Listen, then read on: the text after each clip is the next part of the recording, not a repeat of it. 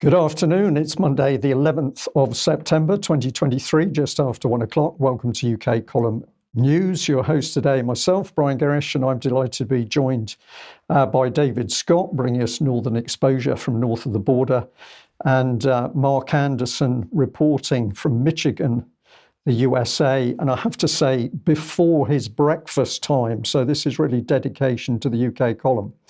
Now, we've got a very busy news for you today, a lot of important information. But David, we're going to kick off with you, and I believe you've got a report on inflation. Well, it's not going well, Brian. The Bank of England in the August 2023 update and prediction assured us inflation was going to be going down and only down, and it would be right back under 2%, almost certainly very soon. And well, they're now saying something slightly different. So here we've got the FT reporting. We've got a bump, a speed bump. It's just a small upward inclination here. Consumer price inflation, which dipped in July to 6.8%, from 7.9%, is expected to go up to 7.1% in August. So this does indicate that the Bank of England's predictions and the Bank of England's confidence in bringing inflation down is not as certain as it's been advertised. If we look from the FT here at the graphical representation of the inflation rate, we see that the red line here is the monthly rate, and it zigzags all the way up. But its trend is still basically upwards. And the dark blue line, the year on year, is still heading upwards. So despite the graphics in the Bank of England reports, which show the worst is already behind us and inflation has turned down, there's indications there that inflation is actually still heading upwards, not downwards. The FT also comments on the public perception of this, because of course inflation is increasing the money supply. Increase in prices is simply an effect of inflation, and the public doesn't realise this, and also doesn't realise too much about what the inflation rate means. They say that 40% of the public think that, or 30 to 40% of the public think that falling inflation means that prices are going down, which isn't true. It just means if prices are going up less rapidly. Now, all of this, Brian, has a big effect on the housing market, which is a big part of the United Kingdom economy. Here we see the Property Industry Eye reporting on this. They're saying that house prices suffered the sharpest annual fall in 14 years. They fell by 4.6% in the year to August. You're comparing with the same time in 2022. That's £14,000 off the value of an average house. Kim Kinnear, director of Halifax Mortgages, said a traditional slowdown in house buying over the summer also played a role, despite the fact that it's year on year that's comparing August with August. I assume that summer came in August time last year as well. Property Industry Eye also quotes Managing Director James Forrester of Barrows and Forrester, who said, "It's important to remember that this time last year, the market was flying high at the peak of the pandemic price boom." He also talks about seasonal influence. So I just want to leave you with the unbelievable phrase, the pandemic price boom. Why on earth would there be a pandemic price boom? Of course, the answer is quantitative easing and money pumping by the Bank of England. That was creating inflation. People were feeling good about it. People were acting accordingly, and now prices have responded, and the Bank of England is trying also hard to bring them back down without admitting what actually caused the problem in the first place. Now, we've got here the Express reporting, "I'm a property expert, and I'm certain this will happen in 2024. So they've gone through several property experts, and one, Max Hancock, founder of the Good Homes Project, said that while this year's cooling market may impact the house price next year, vendor expectations are very strong and likely still buoyed by the perceived growth in equity during the COVID boom."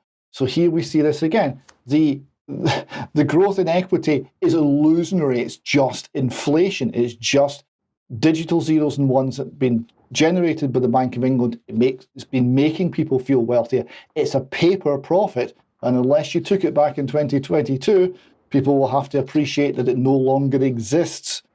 The Guardian here is reporting house prices, also reporting house prices suffer the sharpest fall in 14 years. And they provide a nice little graph of house prices over time. Now, when you look at the graph over time, it doesn't look too bad.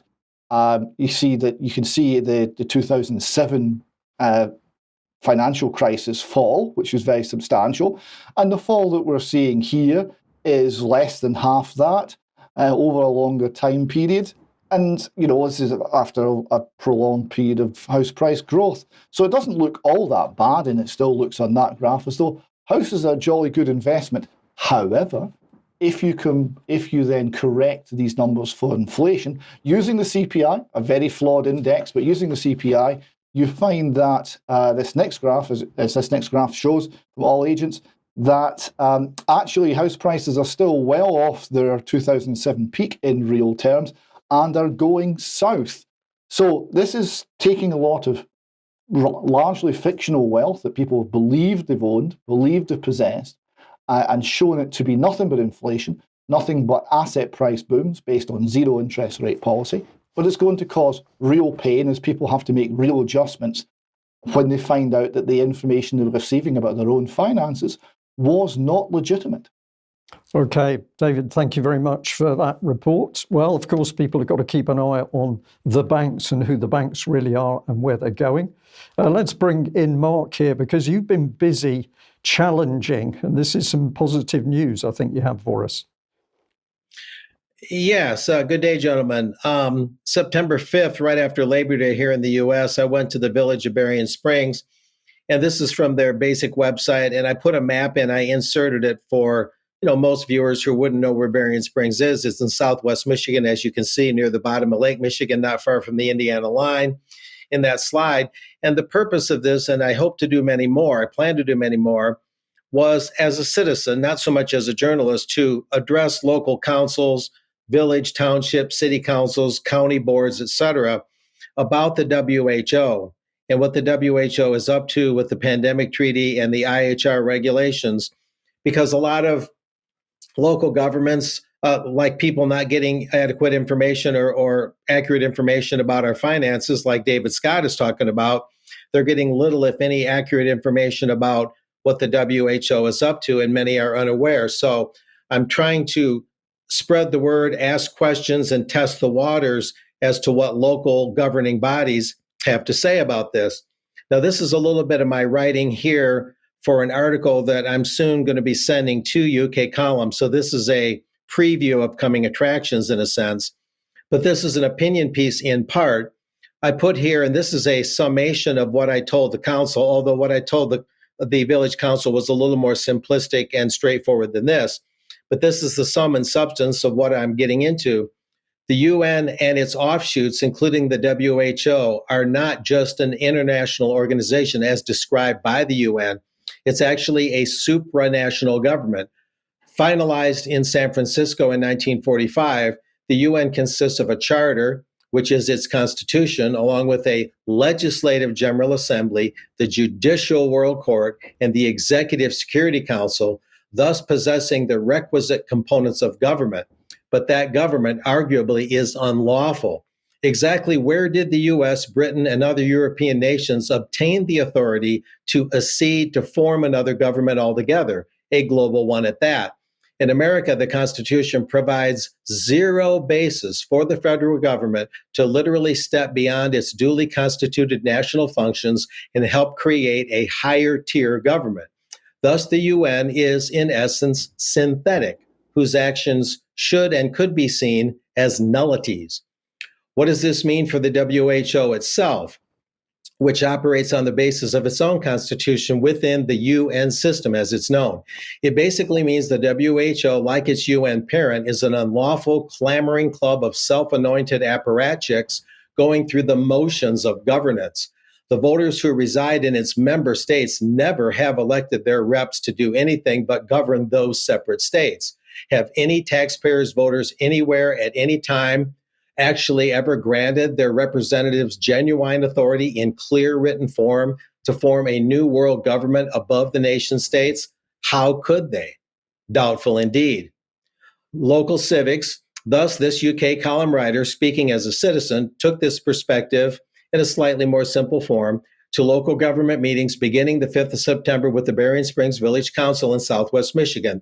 The core point made to the council was that the WHO, as part of an extra constitutional foreign governance scheme, is negotiating a pandemic treaty that could override national and personal medical choice.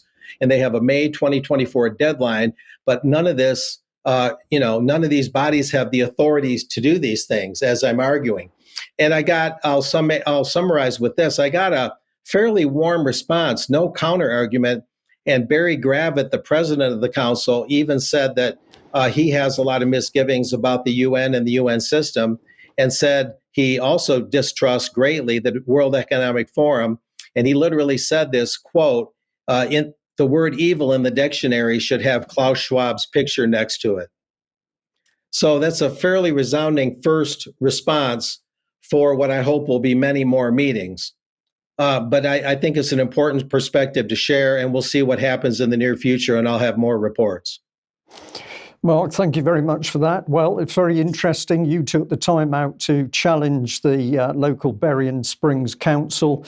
And of course, this is an important thing to do because this is how the government connects with local people. Now, we're going to be following through on this theme and having a look at how this works in UK as well. But before we do that, let's have a look at these little video clips about using children to get in what is clearly a globalist agenda, heading towards net zero. Mummy, we sang a song today about chickens. Do we eat chickens? We do, yeah. We had Bird's Eye Green Cuisine dippers for lunch. They're made from plants, not chickens, and they're really nice. Why don't we have them sometimes? Not sure.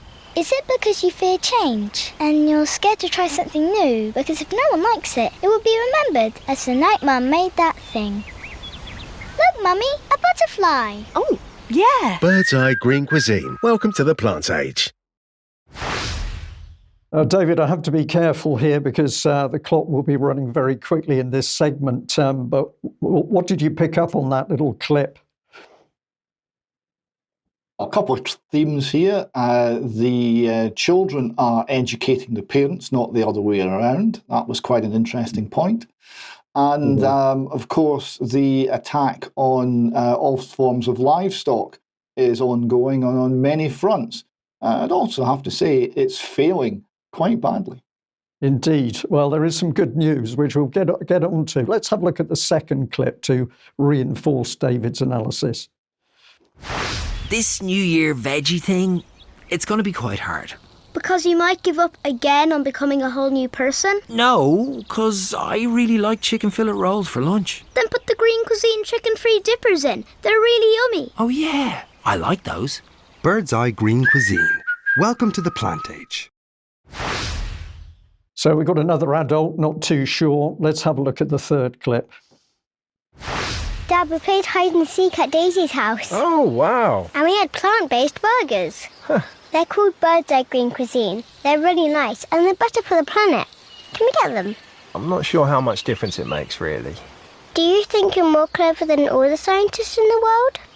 Or are you just avoiding the whole thing because life's too complicated as it is? Can we play I Spy? Yeah, no, I love a bit of I Spy. Bird's Eye Green Cuisine. Welcome to the plant age.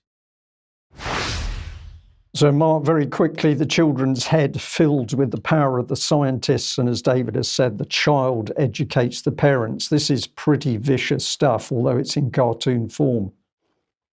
Yeah, real quick. It's interesting that it says, welcome to the plant age, as if this is a paradigm shift, not just another market choice. There's nothing inherently wrong with having a plant-based food and having that choice at the supermarket, but they're pushing it as more than just a consumer choice here. And that's very clear. Yeah, lovely. Thank you for that. Well, let's move on. And I have to say, over the last few days, I've been given some very, very good pointers by viewers of UK Column, looking at who is getting in amongst councils in order to reframe the policy agenda inside the council. This is one organisation. It's called UK 100, Powers in Place, the powers local authorities have. It's a network of ambitious local government leaders for cleaner, more powerful communities, end the wait, insulate UK's new social housing energy installation provider. So this is all policy which you can track straight back to the UN. We're not going to do that today. We're simply going to have a look at this organisation. Here it reinforces again, it's a network of local leaders who pledge to lead a rapid transition to net zero with clean air in their communities ahead of the government's legal target. And these people getting in amongst local councils in particular. I just had a look at the board here. People can freeze the screen and look at these individuals. But you've got everybody from special advisors, bankers, it's the NatWest Bank involved, EU Climate Foundation, and then you've got communications, coaching and mentoring. The moment you see coaching and mentoring, this is to do with reframing. We won't forget Emma because she's the representative of Energy UK, which is the representative body for the whole of the UK's energy industry. Now, I challenged this organisation a few days ago because I was interested in how they were funded. If you look at their website, it told you to go to Companies House to see the funding, but when you went to Companies House and read it, they didn't tell you because it said during the year, up to 31st December 2022, they received 1.2 million, but it then just said a number of sources. So I've asked for clarification. But if that organisation is working, we'll say, at higher level in councils and the networks around councils, this organisation is working at much lower level. This is the Society for Local Council Clerks. So we're getting down the scale, but now what we're doing is getting in amongst the district councils, the town, parish, community system in order to get this globalist agenda in. And I was delighted to be given part of a presentation which has been given by this organisation. It's on the subject of carbon literacy. Help your council tackle the climate emergency. And I'm going to go through this really quickly so we can have a little bit of discussion on it. Here's the workshop, the pathway to distant delivery. This was online. People were not allowed to speak to each other. They could only listen. But there's the Department for Business, Energy and Industrial Strategy. This is the Carbon Literacy Trust, which is in the background providing the meat of the material. If you freeze this, it says that it's a massive collaborative project and involves people and organisation from all sectors and walks of life. Now, what did they do? Well, the first thing they did is put the attendees on the Zoom meeting on the guilt trip. How could I look my grandchildren in the eye and say I knew what was happening to the world and did nothing? Very strict rules on what you could do during this video conferencing, and essentially each of the people participating were very much kept isolated, so they didn't really have a chance to speak to anybody else, including in the comfort breaks. And what were you aiming at? Well, of course, if you answered all the questions correctly, you could ultimately get a certificate saying that you were competent. I've met all the requirements of the carbon literacy standard, and thus for the purposes of the workshop, education and community should be regarded as carbon literate. So nobody's checking the background to the information they're putting across, but they are assessing people. And this is big business, and it needs to be watched very carefully because, of course, if we look at the numbers of people they're boasting about, over 53,000 citizens certified. Maybe that's a little bit of black humour there, but of course they've been reframed into this globalist agenda. These are some of the other slides that are being used. Why carbon literacy in our council is important: values, influence, duty, ethics, political and social will, government and sectoral targets, financial savings. But you've got to do it to be the best. And this is another one. It's giving people little flashes on what they should be thinking about. Have a look at the loft and wall insulation there and take into account Mike Robinson's warnings over the insulation, the energy efficiency of your house, and whether you can face a criminal charge as a result of not keeping ahead of the game on that. But there's flights, there's what we can eat, there's everything is being discussed as a guilt trip. We've got emotive stuff like this: Greece is on fire, no mention of arson. As far as they're concerned, this is all to do with global warming. We get in statistics, which helps the scientific nature, believe those scientists. But what's very clear here is that the top 1% earners are not only recognised, it's as though they're going to stay while people at the bottom of the pile are going to suffer clampdown in order to adhere to the new rules. And if we go on, funding. Now, what we learn is that if local councils get involved in this sort of training, suddenly pots of funding open up, which make their life easier to spread the word, but also to spend on other projects. So money is part of, I'll call it bribery with a small b, in order to get this agenda into the heart of local councils. This is the psychology. You're getting each individual taking place in the meeting to pick up one action that they can implement, pick an action that they can implement with colleagues, complete the action plan template. So this is reframing people in order to support the agenda without asking if it's right. And I'm going to add, woe betide anybody who doesn't agree, because in this presentation, they were very quick to point out that they're having trouble. This is the good news. They're having trouble convincing enough people quickly enough.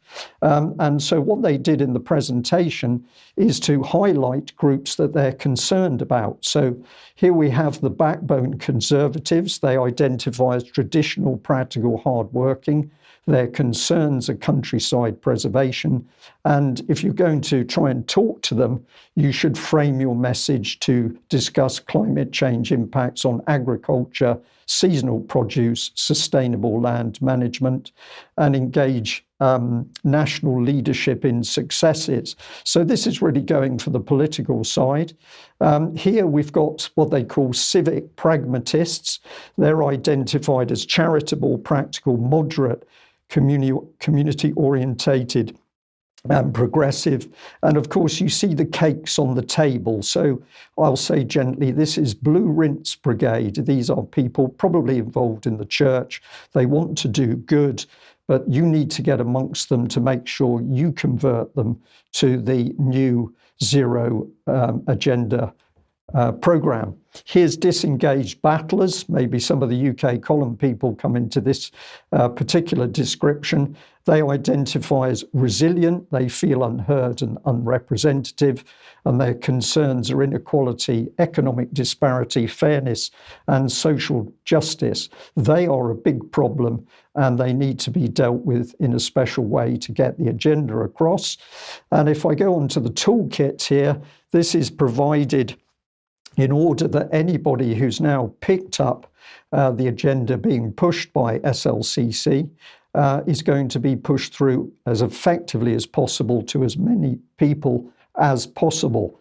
So on that, let's come back to you, David.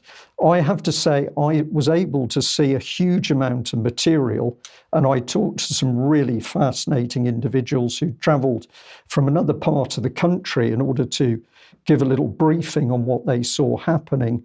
But this was political applied psychology.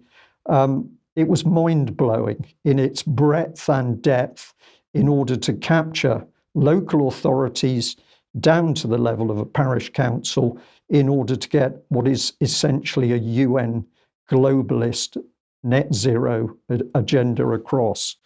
What's your thoughts?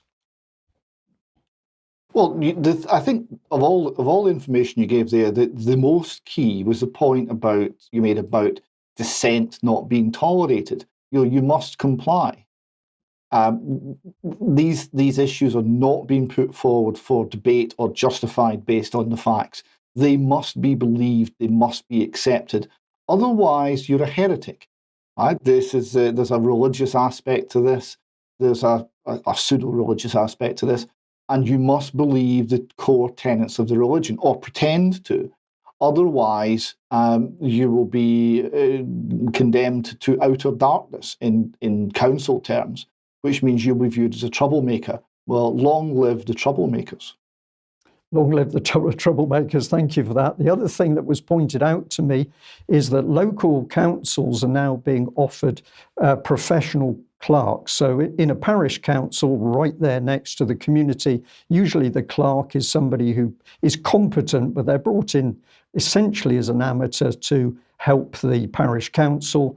But what's being offered to the parish councils is professional clerks. And if the council engages a professional clerk, that unleashes pots of funding, which of course is very attractive to most parish councils who are usually very short of money. So this is very cold, calculated stuff. And ultimately, we can see that this is a massive program of reframing, changing the mindset of people to go from their normal, happy lives into something which is controlled by a centralized UN climate change net zero agenda. And I'll just add that I've also been able to see now the very thing that Mike from Slough warned about, and that was the fact that if you followed through the C40 city agenda, it would actually bring you to the fact that we're not going to be able to eat meat. And I've now seen that document trail, and I will do my best to bring those to the perception of the UK column viewers in future news. Now, before we end the segment, if we can do it, I'd just like to bring in the video, if that's possible, showing where we are really headed if we allow this madness to continue. Let's see this video clip. מדפסת תעשייתית שפיתחנו, שמיועדת להחליף משחטה. לשאלתך לפני כן, פה אנחנו טוענים את המדפסת הזו בתאי גזע, שאנחנו יודעים למעל לשריר ולשומן, והיא יודעת להדפיס טונות ביום. טונות? טונות של בשר מתורבת ביום. זה רק לשם ההמחשה, אתה תוכל לבחור את הסטייק שלך, והמדפסת תתחיל לשחרר סטייקים בקצב תעשייתי. סירליון, אני לא יודע אם אתה אוהב יותר שומן או פחות שומן. כך באמצע. view order, slide to print, ופה בעצם המדפסת מתחילה לייצר סטייקים. סטייקים, הייחודיות פה היא שתאי הגזע נשארים חיים אחרי שהם מודפסים. סטייק יהיה מוכן בסביב הדקה. דקה. השלב פה הוא שווה ערך לשלב שבו הפרה נולדת בעצם. הפרה לוקח 2 עד שהיא נשחטת, היא מזהמת את העולם בתהליך. פה זה תהליך שהוא הרבה יותר קצר. בלי שטח, בלי מים ובלי בלי שטח, בלי מים, בלי חתימה פחמנית. בלי פלטות ובלי כלום. איפה הסטייק? הסטייק עכשיו מודפס, ועכשיו אנחנו נעבור well, there you have it. I'm sorry, I should have said that, of course, the emphasis of the video was on screen, but essentially that was Netanyahu looking at a 3D printer of meat. And what was happening was the machine was printing off a steak where you could select the amount of fat in the meat to make it the steak you wanted. This was capable of producing tons of 3D printed meat. Mark, very quickly as a last comment, how do you fancy one of those steaks? Well, I'll pass until I learn more about it. It's fascinating that it can be done at all. But they're talking about how cows pollute the world. It's all based on that. And I'd like them to show me concretely how cows measure up in so-called polluting the world, and always on this assumption that carbon dioxide, one of the gases of life, is essentially potentially poisonous or a pollutant. It's simply not true. Carbon dioxide is only 0.04% of the atmosphere. Let me get that right. And even pro-climate organizations will admit that. The only other thing I'll add is local governments should be constituted for gathering public input and sending it up the ladder to Parliament, not dictating what the public should believe. Okay, Mark, thank you very much on that. Well, if that's madness in one direction, you got some interesting progress in another. David, what's been happening in Glasgow? It's interesting to note, Brian, the UK 100 website you were referring to earlier was all in England, apart from one council in Scotland, and that was Glasgow. So that's where we go next, in a programme called Gallant. Right, so this has been run by Glasgow University. So the first thing I want you to note here, it's been run by Glasgow University, the School of Education. It's put that to one side, and we'll come back to it in a moment. This is Glasgow is going to be a living lab, that's laboratory, accelerating novel transformation. So Gallant is a NERC-funded £10.2 million partnership between Glasgow University, Glasgow City Council, and we use Glasgow as a living lab to trial new sustainable solutions throughout the city. It takes a whole system approach while addressing the city's key environmental challenges. We'll consider benefits, blah, blah, blah. So it's also going to use the donut economics model. More on that story in extra time. So Glasgow's now a lab. I wonder if the people of Glasgow know about this.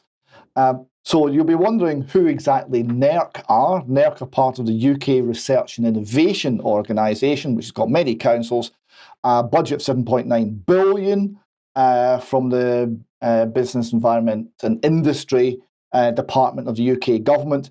The Treasury and the Cabinet also have a role in approving where the money goes. So that's where the money is coming from. And what's it going to? Well, we've got work package 1 is flood risk assessment. On tidal changes, now the tides are not changing.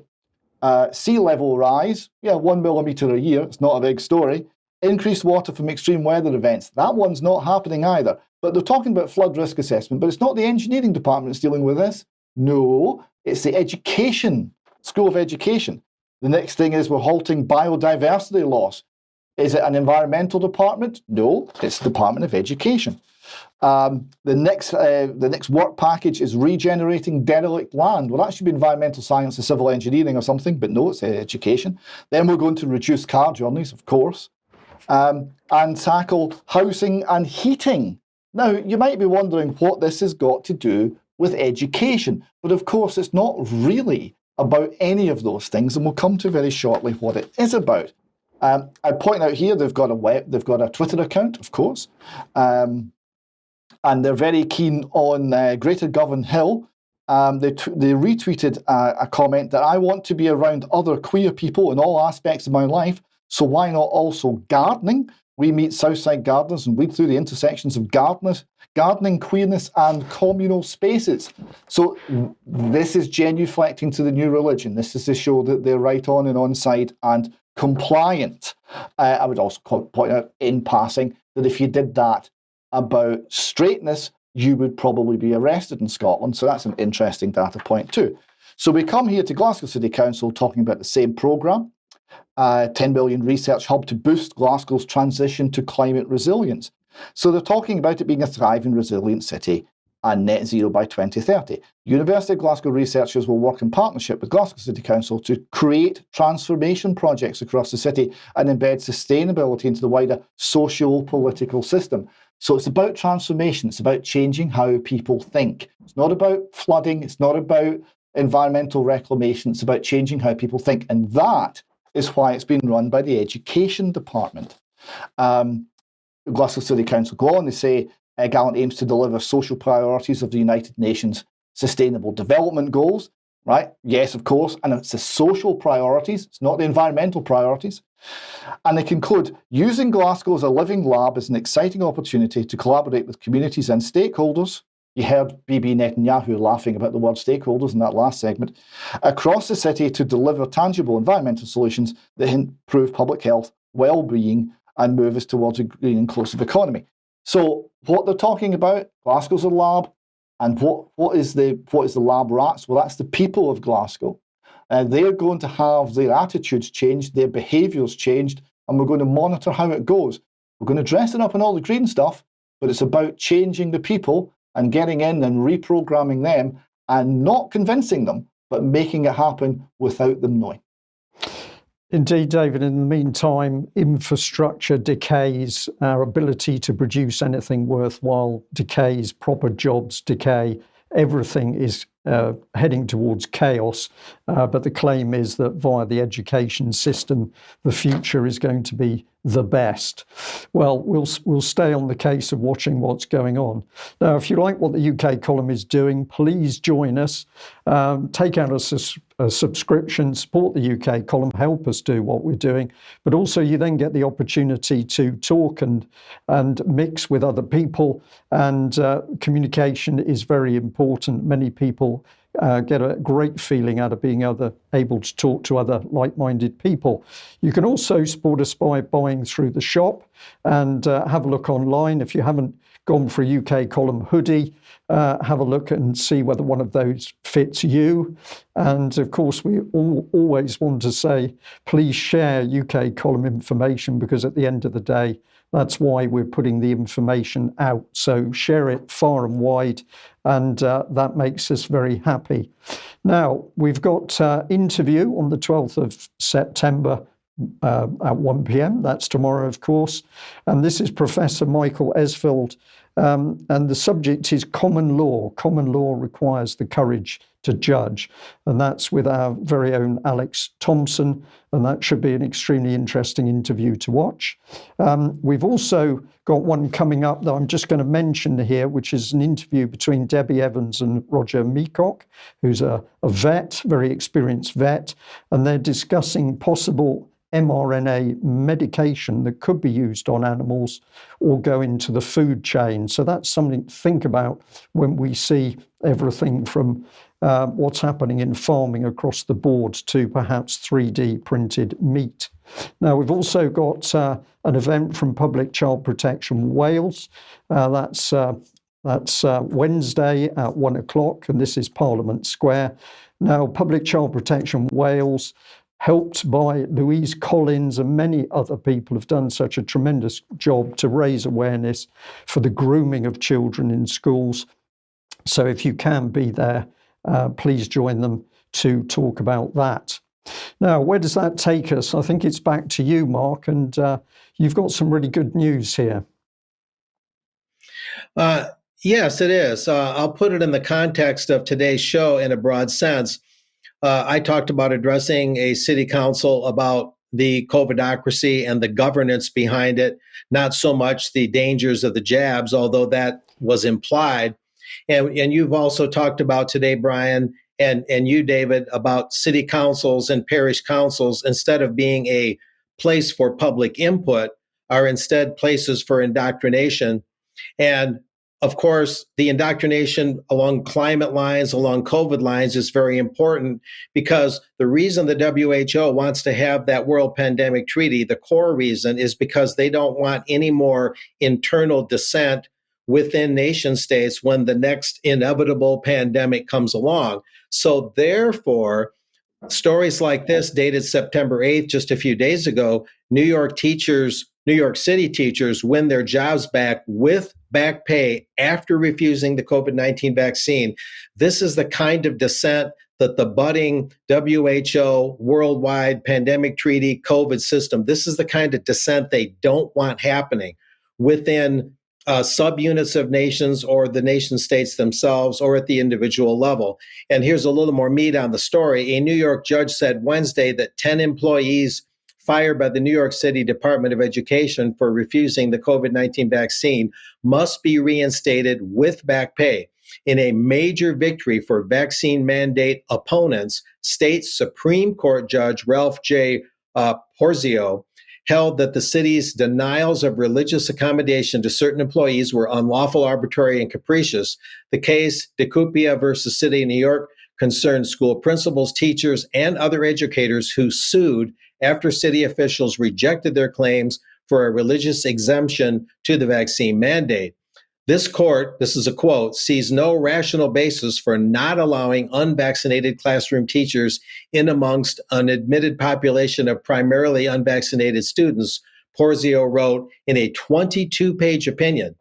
Quote, as such, the decision to summarily deny the classroom teachers amongst the panel petitioners based on an undue hardship without any further evidence of individualized analysis is arbitrary, capricious, and unreasonable. As such, each classroom teacher amongst the panel petitioners is entitled to a religious exemption from the vaccine mandate.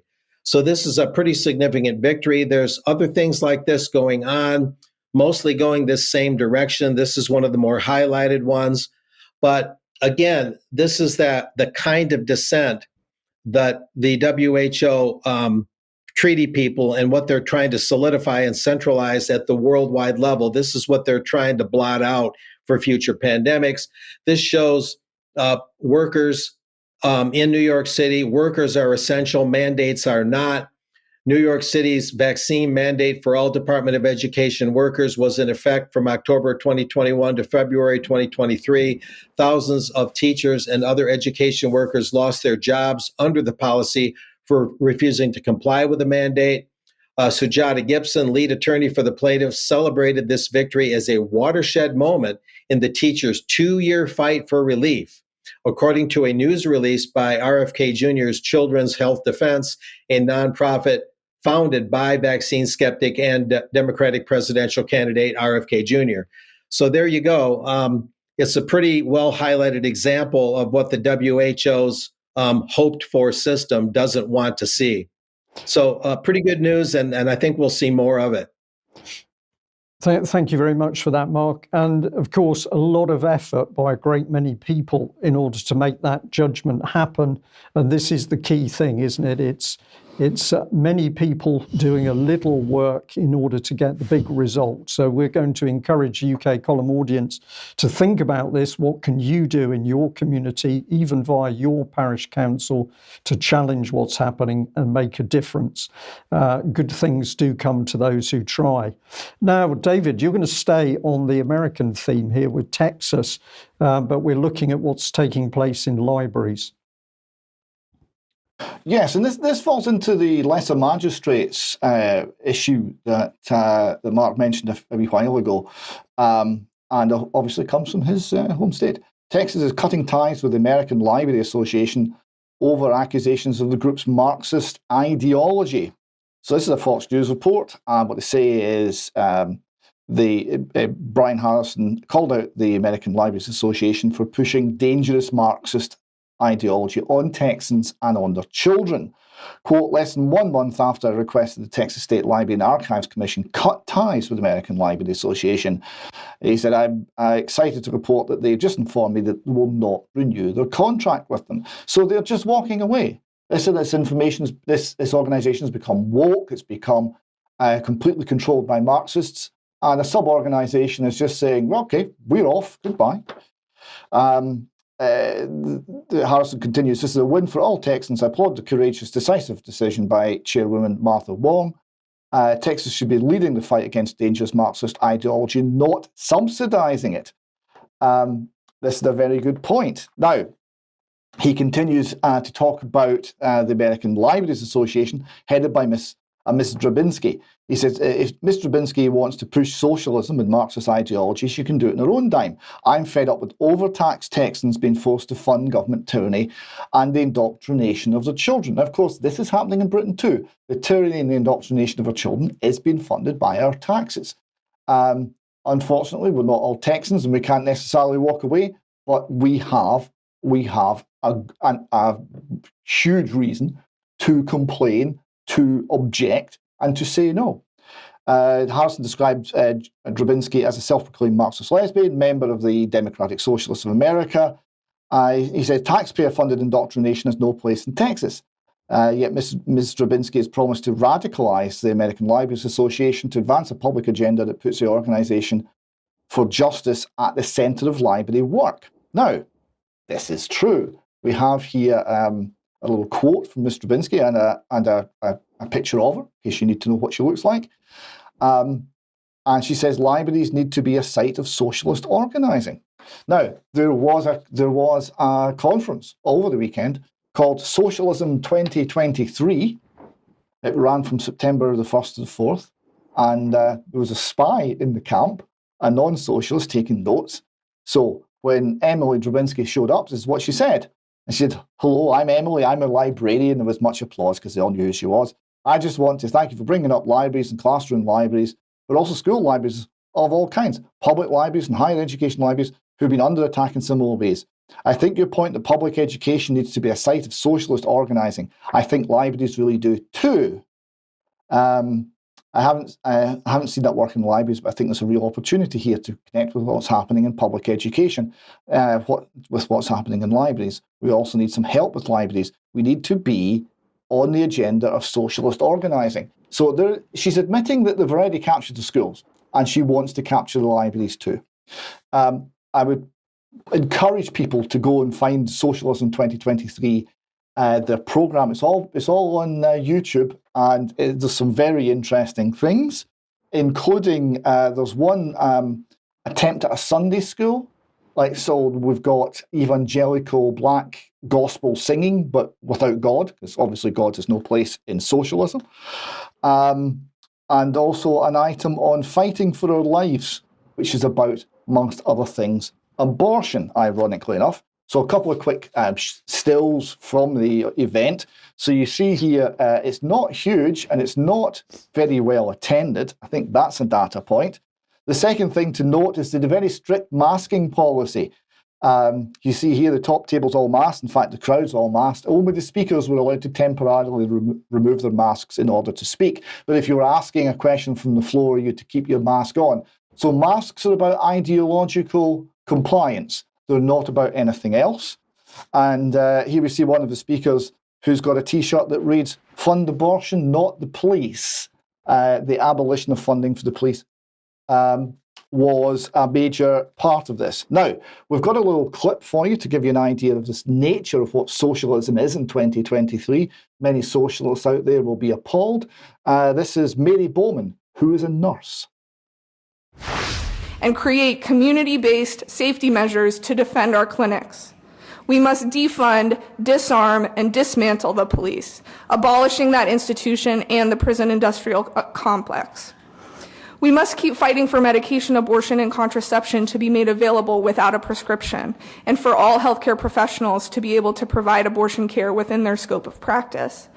We need to stand against any attempts to ban abortion, including later abortion, and return to the radical slogan, free abortion on demand without apology.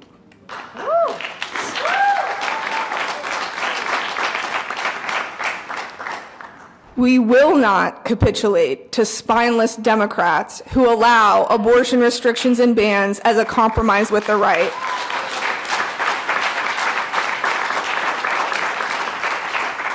The same spineless Democrats who tout their rainbow allyship while trans people are murdered. We will defend abortion and gender-affirming care clinics fiercely and beat back the bigots at their doors. We will support the right of anyone to have an abortion at any time for any reason. The right is wealthy, well-organized, and winning many legislative battles. They have established a playbook of repeat strategies which undermine bodily autonomy and police gender expression.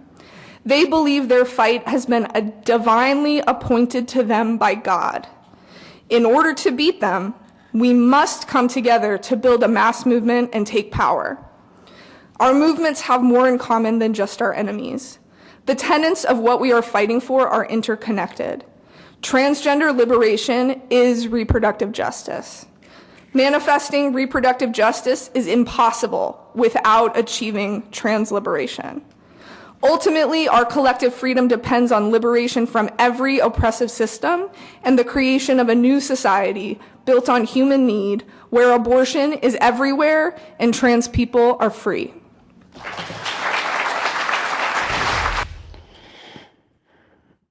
So abortion has to be everywhere in the new socialist utopia, not any longer safe, legal, and rare.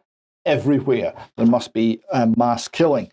This is, I say, Mary Bowman. We've got here a couple of slides that give her CV, which those who wish to read it can pause on. And she was asked, what's it like being an abortion provider? She said, being an abortion provider, when it's just me and the other person, is magical. It's wonderful to be an abortion provider when I just get to do my job. My movement is the vast network of people who want to protect me so I can go on and do my job and protect my patients so they can get healthcare safely without their lives being put in risk. I want abortion to be the freedom and revelation of someone's life. So you see this almost mystical aspect of abortion. This is quite concerning. And finally on this, we've got her Twitter page where she says she's Dr. Mary Kay Bauman, they, them, obviously, nurse practitioner, abortion and trans rights provider, activist, abolitionist of the police, that is, speck of star stuff in an infinite multiverse. And although you might think that's silly, that is actually basically a confession of faith. This is what they believe. It is the official scientific dogma. It is insane. And it's one of the many things in this movement that is. Final word on this. There was generally an air of desperation about that conference, of we're losing, even though they've captured all of the institutions, they know they're losing the arguments. Yeah, David, terrific. Thank you for delivering that. We need to know. Now, let's go back to you, Mark. And you've been looking at the EU and what's been happening, matters around COVID, I think. Yeah, let me at that during extra, that Mary Bowman thing, just let me at it. But anyway, we're revisiting what I reported on last week, the International COVID Summit 3, Part 2 at the European Parliament in Brussels, which happened on or around the 3rd of May this year. And I just wanted to do a little update that there's another aspect to this, and we need to look at it objectively. You'll notice in that first slide, you could see the ECR logo in the background. And we'll talk about that in a moment, and we'll move on from there. This is revisiting a slide I had last week, the Maine physician suspended for COVID misinformation. This is Meryl Nass. And not only did the state of Maine Board of Licensure immediately suspend her license as a doctor for false COVID-19 information, but they actually ordered her to undergo a neurophysiological evaluation for having wrongthink. And that's just something to keep in mind, something to stress, just how serious it's getting. Now, that ECR group that was partially behind that European Union Parliament split-off group that held that conference, that ECR group is the European Conservatives and Reformists, ECR. And this is a little bit about what they're about. Cooperation, yes. Superstate, no. Now, that's interesting because, and I want you guys to correct me if I'm wrong or if you think I'm going off par here, I believe the EU already is a superstate. So to say cooperation, yes, superstate, no, would seem to be kind of a tardy statement at best, in my opinion. Again, correct me if I'm wrong. This is looking at the ECR a little more closely. They have an EU-UK policy working group. They have the ECR policy group on migration. They have the European tour on the Conference of the Future of Europe.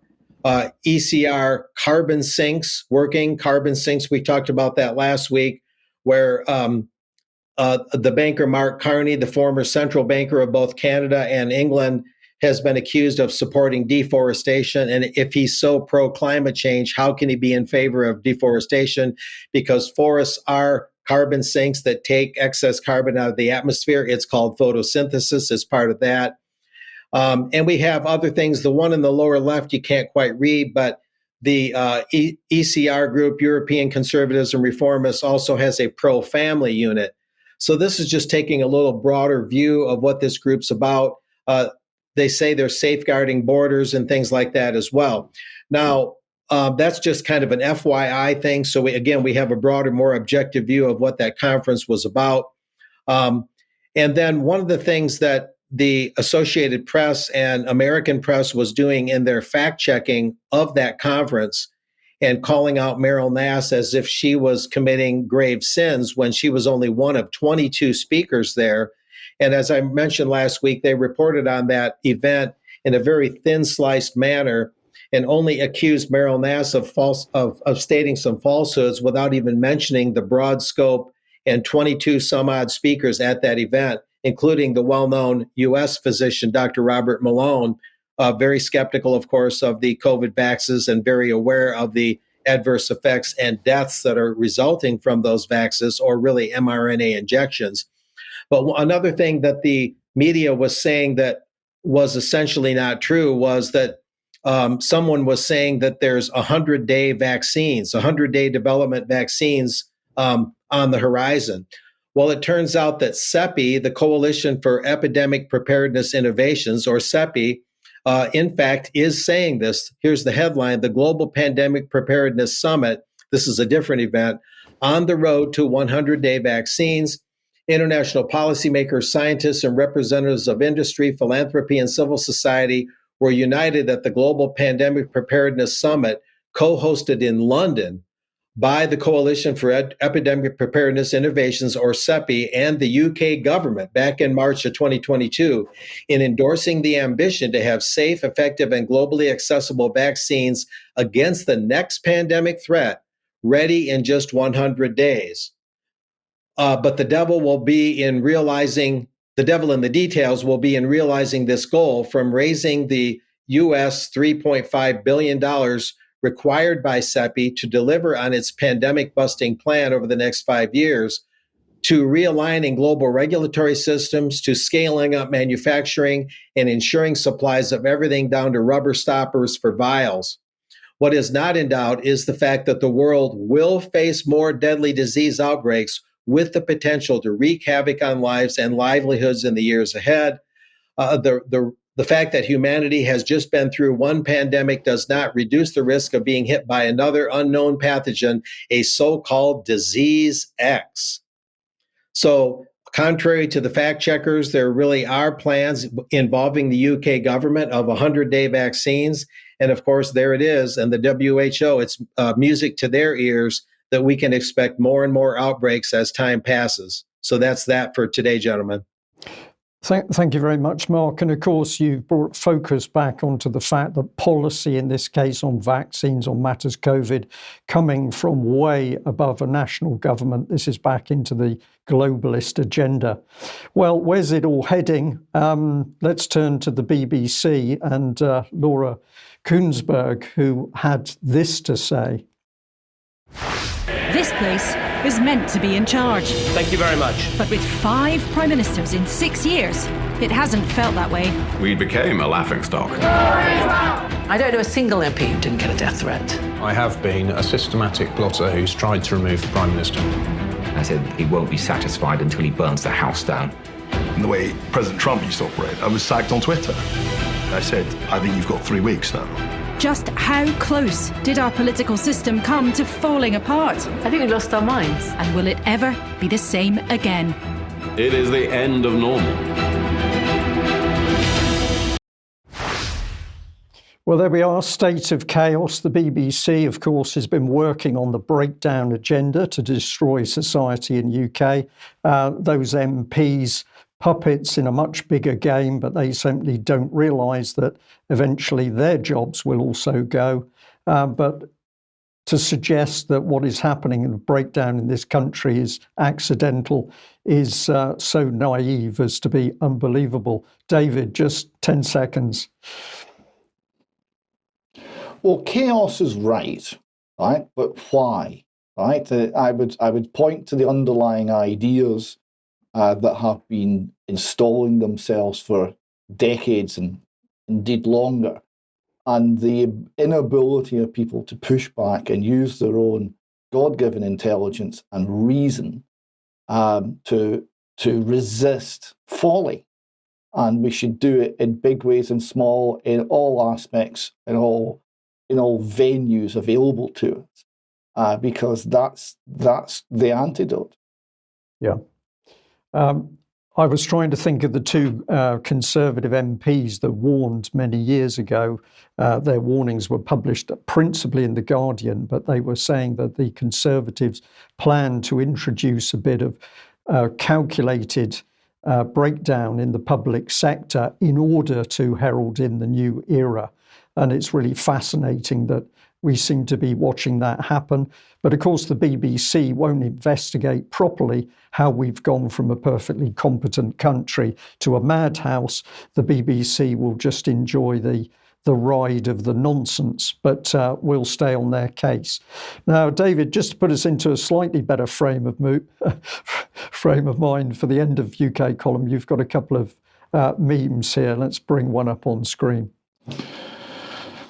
Yes, so them, what do you do for a living? Me, God's work. Them, oh, so you're a minister. Me, not quite. And it's a photograph of a man sitting on top of a lighting pole, smashing a surveillance camera with a hammer. And of course, the ULA's Blade Runners are doing this on a massive scale, and indeed the rest of the country is cheering them on. And a little nod back to COVID policy. Government then now 2021, take the shot, it will fire you, starve you, take your children, put you in camps, and leave you to die without medical treatment. In 2023, nobody forced you to take the shot. Yeah. Isn't that true? Absolutely true. And on that happy, unhappy note, we'll end. A very big thank you to all of our UK column viewers and subscribers. We can only do what we do. We can only do what we do with your financial support. So thank you very much. That's the end of the news for today. We will be back for Extra in just a few moments. So stay with us. Thank you. Bye-bye.